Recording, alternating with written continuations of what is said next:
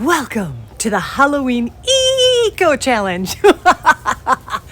Hey, I'm Margie with the Asking Spot, where I'm always asking, can I keep things from a landfill? So I can't thank Mara from Borderline Furniture enough for coming up with this Eco Challenge. I could get into details about what it's all about, but my guess is you're probably seeing me in a series of videos, so you already know. And ooh, if I'm the first in the series, thanks, it probably means you subscribe to me, and it's really cool. So see if you can guess what it's about. Let's get going. Here's what I have to work with. I have got this crate. It kind of inspired everything from a thrift shop. I'm also going to be using some other thrift items I found, and I also got some stuff from an estate sale. And yeah, I did have to buy a few things from the hardware store, but overall, this whole thing came in like under, say, maybe $30. It was, yeah, this is a cheap project. And it's going to be a cat tree. Or at least that's what I'm hoping for. Or should I just say, meow? What seems to be the problem? Staple, staple, staple. As luck would have it, pretty much everything I'm working with is really raw wood, so I don't have to remove a lot of finishes, which is great.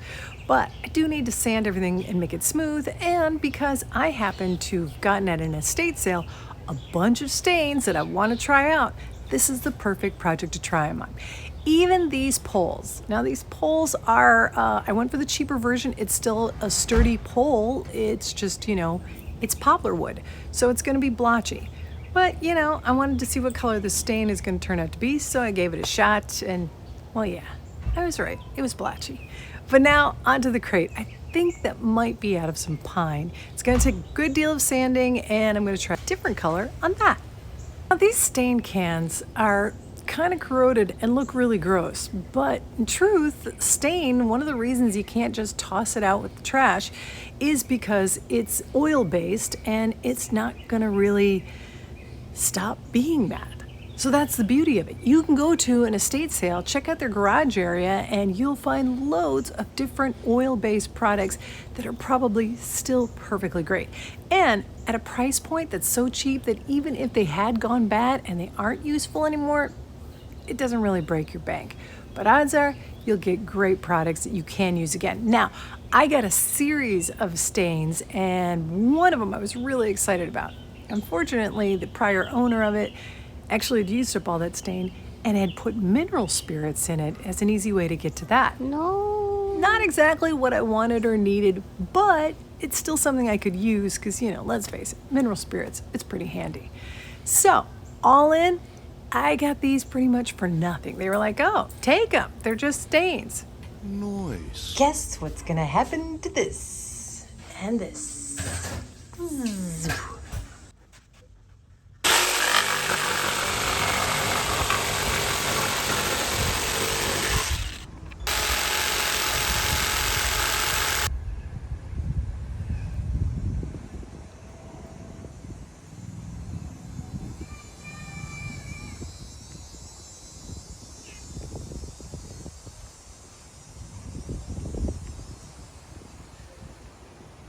So I wasn't sure how I was going to attach this, but then I remembered I had done another challenge where I had to get new hinges, but not all the hinges were bad. So we went from this corroded to a little bit of sanding, and it's gotten a little better. And now I'm going to do some rub and buff. Meanwhile, as my incredible cinematography skills are not apparent, I did soak in vinegar the screws for this just to get some of the rust off of them. You got to quickly dry them, and I used the same rag I used for the Danish oil. I used that to wipe them dry because it gave them a little oil that helps protect them from getting rust again. Okay, so these guys are nice. They're too big. Luckily, in our junk drawer, I found tiny, tiny, tiny screws. I don't know how big they are, but they're gonna fit perfectly.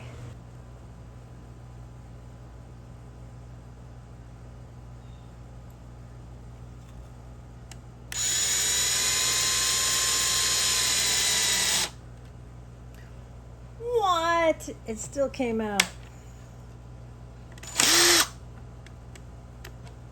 Gotta find washers.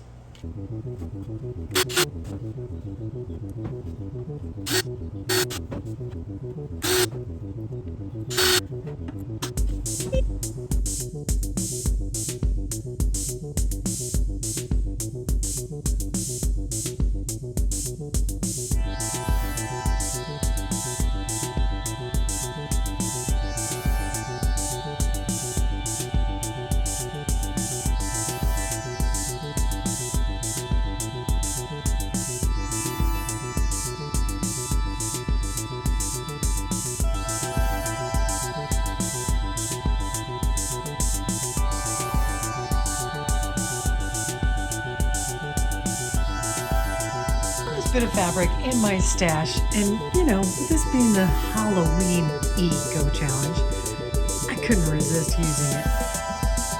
And I'm going to use a procedure I've done before. Put a link to a couple of videos, but yeah, with some Mod Podge, we're going to adhere this fabric to this wood.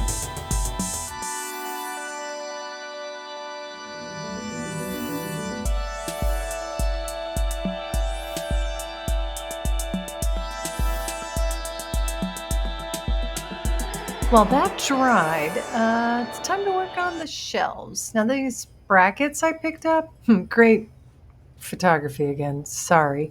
I can't even say they're the best thing for this. They worked, but I should have found something that had a better curve to adhere to the poles. What that would be, I don't know if it's even made yet. Leave a comment below though if you know better.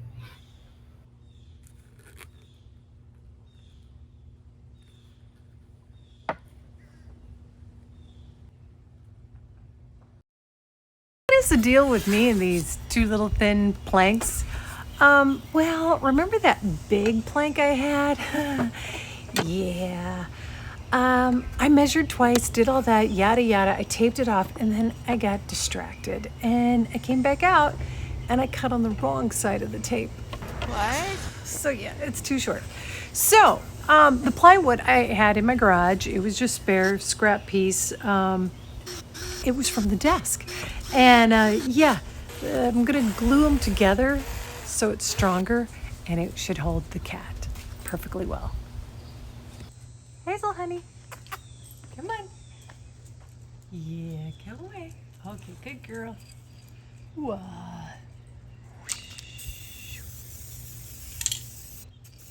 So I've heard that the cat doesn't like super soft surfaces, so the wood shelf will be great. But then I thought on this top one, what the heck? Remember the crate came with some of this in it? I grabbed a nice little portion of it, and I'm gonna wrap the rest of this, but this is gonna be on the inside, so this is just a little bit softer up here. Using some more of this stash fabric, which I kind of figured it out. I've had that for 18 years. She's a hoarder. With the corners, though, I kind of covered this when I did the vanity bench.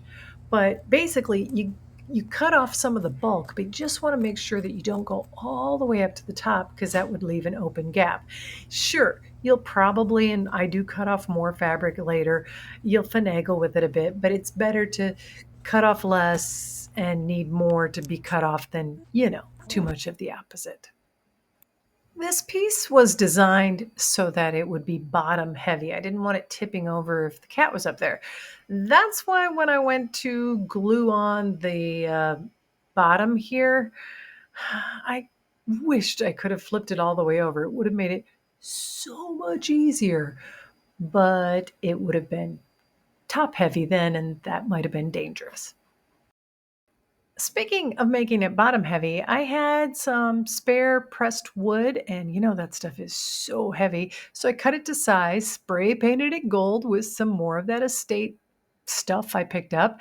And now I put it in on the bottom. That way, if we want to move the piece, we can remove it and it won't be as heavy. But when the cat's using it, it will be definitely bottom heavy. Once again, thank you to Mara with Borderline Furniture for putting on this Halloween Eeeko challenge. It was a lot of fun. I encourage you to watch my fellow YouTubers who are participating in it. I'll have a link in the end and in the description below. Also, if you could give a thumbs up if this was at all entertaining, and subscription would really, really help. Let's take a look now at the final results. They aren't the final results, but all the chemical things that were going to be done to this, I wanted to get that done in plenty of time before we do actually have the cat come to visit us, so it doesn't have any fumes or anything like that, and that's not happening till December. But I do plan on a little closer to the visit, you know, adding little cat toy things hanging from it, you know, that kind of stuff. But overall, I'm pretty pleased with the results. I learned a lot. A lot of the things I did were, you know, exactly related to the kind of work I do when I rehab some furniture finds. I will say though, props to folks who add and build different stuff to furniture, because is complicated, and I don't see myself doing this kind of thing too much in the future. But there you have it. That's the final results. I thank you so much for watching the asking spot. Got a little embroidery coming up and probably some bloopers next.